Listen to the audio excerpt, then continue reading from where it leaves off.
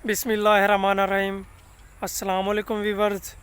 मैं अलियास सनी ते तुस साढ़े पे मेरा यूट्यूब चैनल विलेज बॉय। उम्मीद करें कि सारे दोस्त अल्लाह के फजलो करम नाल खैर खरीयत नाल होसन। असां भी अल्लाह के फजलो करम नाल बिल्कुल खैर खरीयत नाल है। दुआ है कि अल्लाह ताला हमेशा तो तंदुरुस्त खुश ते आबाद रखे, तमाम मुसीबतां परेशानियां दे दुख तकलीफ़ां तो महफूज रखे। आमीन सुम आमीन। इन एक दुआ नाल अज दा व्लॉग करने स्टार्ट। इस तो पहले छोटी जी रिक्वेस्ट है कि छोटी जी नहीं बल्कि अज बहुत बड़ी रिक्वेस्ट है, प्लीज़ अगर तुसा हाली तक साढ़े चैनल को सब्सक्राइब नहीं किया या साढ़े चैनल ते नवे आए हुए तो थोड़ी मेहरबानी मेरे चैनल को सब्सक्राइब कर दो ते नाल ही वीडियो को लाइक कर दिवाए ते नाल ही बैल आइकन को प्रेस कर दो ताकि साड़ी आने वाली हर नवी वीडियो का नोटिफिकेशन थोड़े तक पहुँचता रहे। अज का व्लॉग स्टार्ट करें। आपको मौसम का नज़ारा दिखे ने थोड़ा टाइम डेगिनू टाइम क्या डेगिनू बल्कि घड़ी सैली क्या नहीं मोबाइल टाइम दिखावा नज़र आता पिया उसी 6:40 थी गए। और तो आपको असा थोड़ा जिहा मौसम के बारे अपडेट देने कि मौसम किमें है अज का। अच्छा व्यूअर्स, तो आपको दिखावा मैं काफ़ी ज़बरदस्त मौसम बना है। सुबह काफ़ी गर्मी आई लेकिन उनके बाद हुणी तकरीबन 1 घंटा पहले ही में मौसम चेंज थे कि ज़बरदस्त किस्म का मौसम बन के बिल्कुल ही बादल छाए ना आसमान उते। एक नज़र तो आपको दिखावा मैं ज़बरदस्त किस्म का सूरज थोड़ा गरूब थींदा वेंदे अपनी मंजिल की तरफ वेंदा पे ते काफ़ी एक किस्म ज़बरदस्त किस्म का नज़ारा ते व्यू तो आपको देखने को नज़र आना पिया उसी। मुल्तान अज बारिश आई है तकरीबन होने भाई और ही आए मुल्तान काफ़ी ज़ोर की बारिश आई तो आपको दिखावा मैं बिल्कुल वीडियो एंड देख सकते हो तुसा कितने ज़ोर की बारिश है मुल्तान है। अच्छा व्यूअर्स, मुल्तान काफ़ी ज़बरदस्त किस्म की बारिश आई है। अस तकरीबन मुल्तान को 25 किलोमीटर यानी कि पिछा थी वेने यानी कि भावलपुर रोड दे यानी कि भावलपुर तो मुल्तान रोड जड़ा है ना अस मुल्तान रोड से तकरीबन 20 तो 25 किलोमीटर मुल्तान को पीछे है। मुल्तान में काफ़ी बारिश है, साढ़े को मौसम बना है तो मैं अपडेट दी है। सुबह तक काफ़ी गर्मी आई हूँ बिल्कुल ही ठंडी यख हवा चलती पई है, ज़बरदस्त किस्म का मौसम बना है। अच्छा तो आपको असा वो क्लिप ही दिखेना है कि मुल्तान जिमें बादल छाए दे बारिश आई है वो क्लिप तो आपको दिखेने असा कि किमें मुल्तान है बादल छाए बिल्कुल ज़बरदस्त खौफनाक किस्म दे।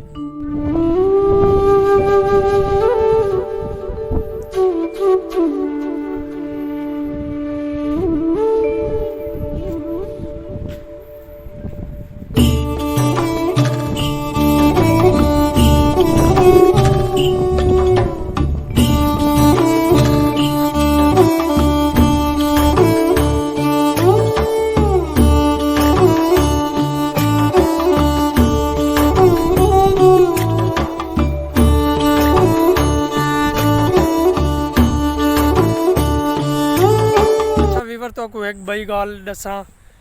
मैं ना पौधे लाए 3 पौधे ते वो तो आपको दिखा देवा मैं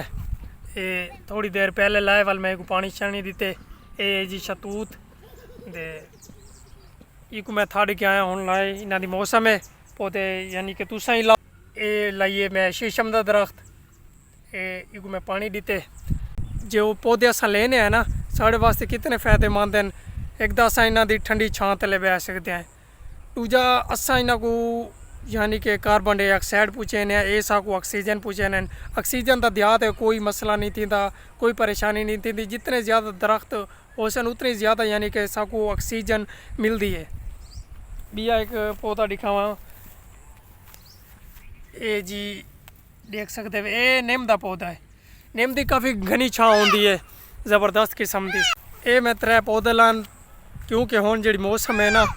इस मौसम में अस पौधे ले सूँ वो पौधे यानी कि कामयाब थी सन। तो सही पौधे लाओ माहौल वास्ते बहुत ज़बरदस्त हैं, हर कैं को पता है तो आपको पता है। उनके नाल एक किस्म का सदका जारिया भी है।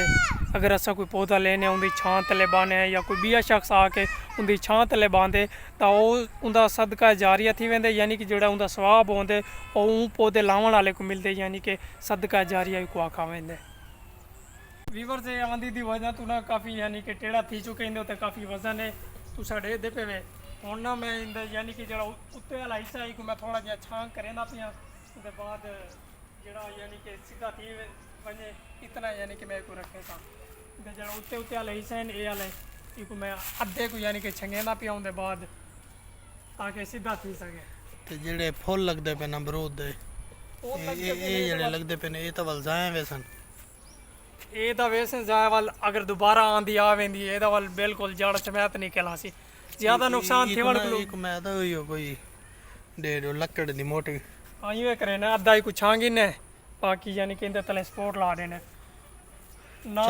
ना होवन को बेहतर है भाई ओ ना दोबारा आंधी आवे तो वाल बिल्कुल ही चलो ठीक है कट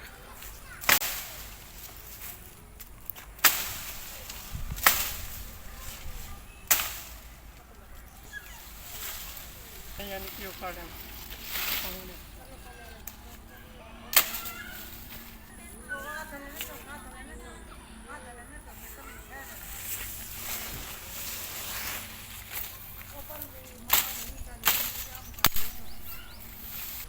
वीवर्स इनको मैं छांग देते इतना इतना बचाया ताकि इन स्पोर्ट आवन इन तले होने यानी कि सीधा थी सकते इनका जो वजन है ना उत्ते वो यानी कि मैं कट छोड़े होने बिल्कुल काफ़ी सीधा थी सकते ए जी वीवर्स ग्रीन टी सब चाय था बूटा ग्रीन टी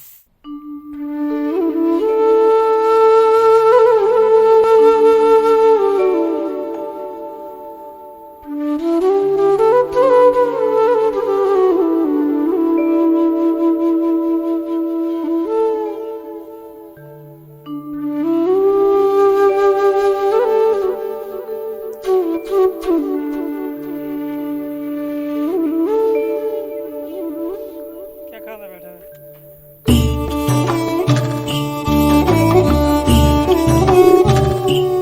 पापड़ खाता बैठा है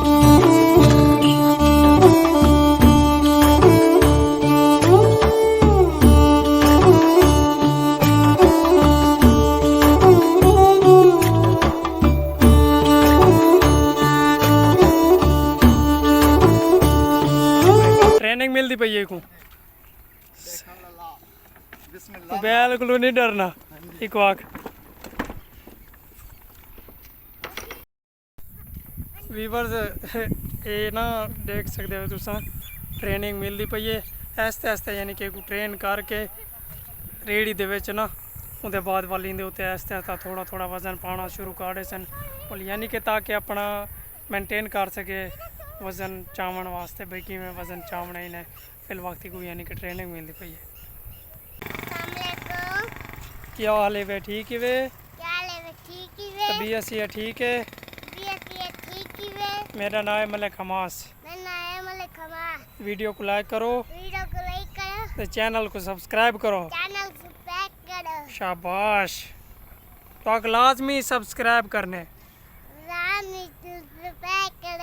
गुड व्यूवर्स इतनी वीडियो तक रहने पे इख्तिताम तू क्यों खिंदा मैं तो वीडियो एंड करेंदा पिया मौसम काफ़ी ज़बरदस्त बना है